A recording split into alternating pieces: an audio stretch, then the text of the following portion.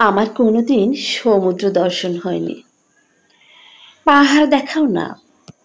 কেন যে সমুদ্র বা পাহাড় আমাকে এমন বিমুখ করেছে, সমুদ্র আমাকে দর্শন দেননি কখনো।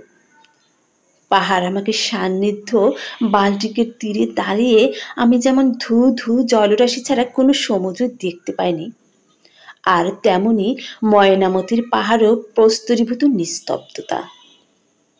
এই আমার পাহাড় কিংবা সমুদ্র দর্শন। হয়তো সমুদ্র দেখতে গিয়ে আমার তখনই মনে পড়ে যায় একটি নিঃসঙ্গ চড়ুই কিংবা কাকের করুণ মৃত্যু, কিংবা মাতিসের কোনো নীল চোখের দিকে তাকিয়েই মনে হয় সমুদ্র কখনো কপালকুণ্ডলার আখ্যান জুড়ে উচ্ছ্বাল হয়ে ওঠে নীল ফেনীল তরঙ্গমালা। কিন্তু আমি তো সমুদ্রই দেখতে চেয়েছিলাম, তবুও সমুদ্রের কাছে গিয়ে আমার কখনো সমুদ্র দেখা হয়নি। যেমন পাহাড়ের কাছে গিয়ে দেখা হয়নি কোনো নিবিড় পাহাড়কে। আমি সেখানে উচ্চতা পাহাড় ছাড়া বলতে কিছুই দেখিনি। এই সমুদ্র আমাকে চিরদিন বিমুখ করেছে। সমুদ্রের গায়ে হাত রেখে তাই তাকে কেমন আছে বলে কুশল প্রশ্ন করতে পারিনি কখনো। যতবারই তাকিয়েছি ততবারই মনে হয়েছে ব্যর্থতা। এক অর্থই এই ব্যর্থতার নামই সমুদ্র কিংবা পাহাড়। পাহাড় আর সমুদ্রের মধ্যে ঈশ্বর জানেন কোথায় যেন কি মিল আছে। হয়তো তাই পাহাড়কে কখনো আমার মনে হয়েছে তরঙ্গময়, সমুদ্রকে শিলাশোভিত।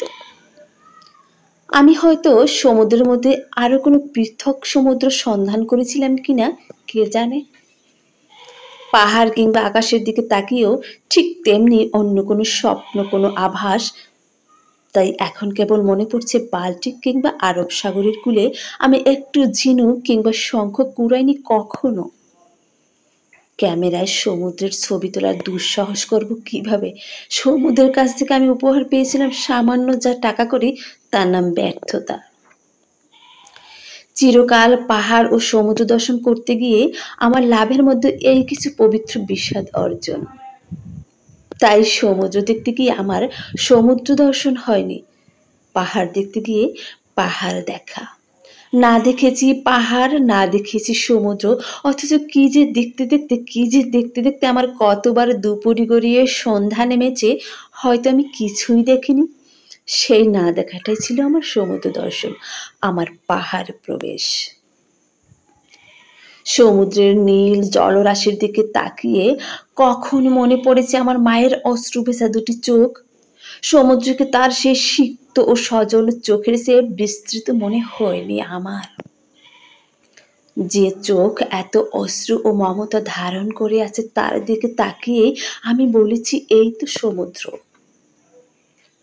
হতে পারে সমুদ্রকে এভাবে আমি ভিন্ন ও পৃথক রূপে দেখে ভীত ও শিহরিত হয়েছিলাম। আবার আকাশের দিকে তাকাতে তাকাতে আমার কখন যে বাংলাদেশের একজন ক্ষুধার্ত কিশোরীর মলিন ছেঁড়া শাড়ির কথা মনে পড়ে যায়, বলতে পারবো না। আকাশের চেয়ে তার দারিদ্র্যকেই বেশি বড় মনে হয় আমার। আমি কি করব? সমুদ্র দর্শনের ঠিক একাগ্রতাই হয়তো আমার নেই, কিংবা আকাশ কি পাহাড় দেখার সঠিক মনোযোগ। তাই সমুদ্র দেখতে দেখতে আমার মধ্যে জেগে ওঠে সামান্য একটি চড়ুইয়ের মৃত্যু দৃশ্য। আকাশ দেখতে দেখতে আমার মনে হয় আমি বুঝি সারা বাংলাদেশ জুড়ে কেবল বাসন্তীর ছেঁড়া শাড়ি টানানো দেখেছি। পাহাড় দেখতে গিয়ে কতবার যে আমি এমনই আহত হয়ে ফিরে এসেছি, সকলে সুদৃশ্য পাহাড় দেখলেও আমি সেসবের কিছুই দেখিনি। তাই এসব অভিজ্ঞতার কথা বর্ণনা করতে বললে তখনই কেবল চোখের সামনে পাহাড় ও অকুল সমুদ্র ভেসে ওঠে। চোখের জলে আমার মনে হয় সমুদ্র, অটল মৌনতাই আমার কাছে পাহাড়। কিন্তু সমুদ্রের সেই পৃথক সুন্দর রূপ আমি স্পষ্ট দেখতে পারিনি কখনো। তাই সমুদ্রের দিকে তাকিয়ে বারবার আমি দেখেছি জলের দম্ভ, অনেকটা মরুভূমির মতো শূন্য ও ধূসর সে। এখানেই তো বালির উদ্ভব। পরক্ষণে সমুদ্রের জাহাজগুলোকে ভাসতে দেখে আমার মনে হয়েছে অনন্তের মতো সাঁতার কাটছে আমার রাজহাঁস।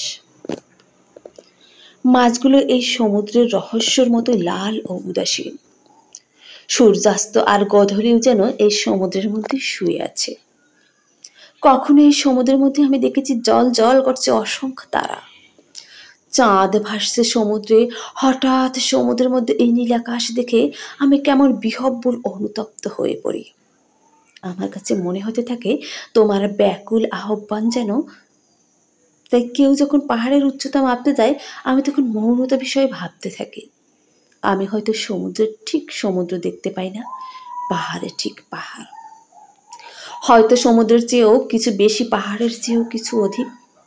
আমি সেই সমুদ্র ও পাহাড়কেই হয়তো নাম দিতে চাই গভীর তন্ময়তা।